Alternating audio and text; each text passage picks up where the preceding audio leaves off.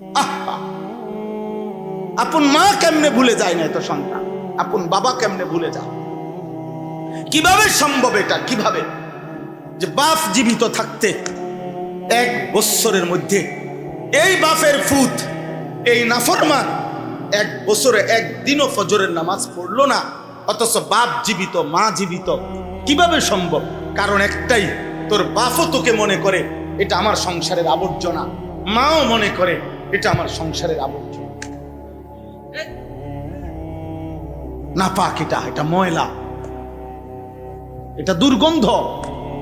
যতটা দ্রুত দিন গনে বাপ কোন দিন বাইতে বাইর করবে, বাইতে বাইরবে, একটা কামে লাগিয়ে যা, পিছা দিয়া ফের বাইর, ভাত খা, ঘুম যা, পেশাব পায়খানা কর, পাইলে বাপেরে কিছু দিস, না পাইলে তুই চল, বাদ দি।